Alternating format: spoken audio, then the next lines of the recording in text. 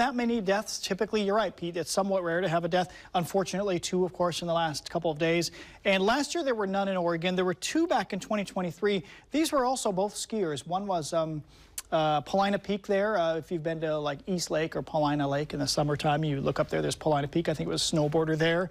The other one was in the Deschutes National Forest.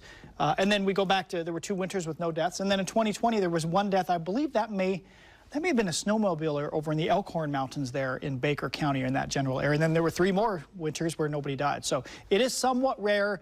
But yeah, just be careful out in the backcountry after we've had lots of snow.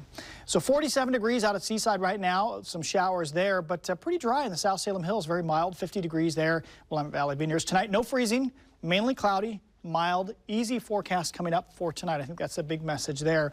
For the kids in the morning, the weather will be uneventful. It'll be pretty much cloudy, but dry, no wind, and temperatures right around 40 degrees. Now in the afternoon, we get a few sun breaks, a little warmer. Sunshine, not quite like spring, but it'll feel like pretty pleasant late winter weather. 3 main points here. One is, for the rest of February, we see mild and wet weather at times. I think 1 to 2 inches of rain from really Friday night through early Tuesday. Okay, and then dry days, you're looking for those, right? So it's tomorrow and the first part of Friday, and we think it's getting pretty far out there, but at the end of our 7-day forecast, the last 3 days of February, which is next Wednesday, Thursday, and Friday, there are strong hints we could have a pretty warm air mass over us and get some sun and temperatures up in the low to mid 60s. That is always a possibility at the end of February. It happens probably about every other year. That may happen. So you see that 64 on our 7-day forecast next Wednesday. That's why. Now, short term, we got to get through a lot of rain first. We're between systems right now. That rainy system went through this morning. This one's getting its act together, but it's going to take a while to get here. So that's coming up later on Friday. So tomorrow, look at the cloud cover forecast.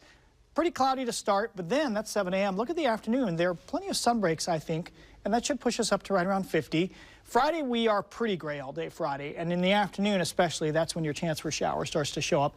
At first, at least, Saturday does not look wet, but I think it'll turn rainy later in the day. And notice the breezy south wind, that's going to push us well into the 50s Saturday. We've got an atmospheric river coming our way, which is really also what we call a pineapple express because it's warm. Here's Hawaii. This is what we call precipitable water, which is moisture in the atmosphere. Look how it's from just north of Hawaii all the way up to us on Saturday. And that kind of lingers Saturday and Sunday and actually into early Monday, too. It falls apart after that. But the point is there's a lot of rain coming.